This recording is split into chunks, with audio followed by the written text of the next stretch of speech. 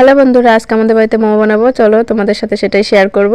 এই ঠান্ডার মধ্যে মোমো তো সবারই ভালো লাগে, আর এমনিতেও আমি হচ্ছে মোমো লাভার, কারণ আমার মোমো অনেক ভালো লাগে। আমি যেইখানেই যাই না কেন মোমো ছাড়া কিছু খাই না। মোমো নাহলে পকোড়া, মোমো নাহলে পকোড়া, এই দুইটা চলেই। তো আমি মোমোটা বানিয়ে নিচ্ছি। পাশে দিদি ছিল, দিদি শিখাই দিচ্ছিল, আর আমি বানাচ্ছিলাম, কারণ ও আমার থেকে ভালো মোমো বানাইতে পারে। আমি পারি না। এর আগেও আমাদের বাড়িতে অনেকবার মোমো বানাইছি, কিন্তু আমি বানাই না। আমার দিদি বিয়ের আগে ওই বানাইতো মোমোটা। তো এখন দিদির বিয়ে হয়ে গেছে, যে আমাদের বাড়িতে আসছে, তো জাস্ট এমনি একটু ট্রাই করতেছিলাম। ও আমাকে শিখাই দিতেছিল, কারণ ও চলে গেলে আবার বানানো ট্রাই করব, তাই একটু শিখে নিচ্ছিলাম ওর কাছ থেকে আগে থেকেই। কিন্তু ভালোই হয়েছে, ফার্স্ট টাইম তো। তো পরে মোটামুটি বানানো কমপ্লিট হয়ে গেছে। তো বানানো হয়ে গেছে, তোমরা দেখো মোমোটা কত সুন্দর হয়েছে। একদম দোকানের মোমোর মতো তো একদম হয়নি, কিন্তু তবুও ভালো হয়েছে। তো চলো টেস্ট করে বলা যাক কেমন হয়েছে। তোমরা সবাই আমার রিয়াকশনটা দেখে বুঝতেই পারবা যে কেমন হয়েছে। অনেক ভালো হয়েছে। তোমরা বাড়িতে ট্রাই করতে পারো এই ঠান্ডার মধ্যে।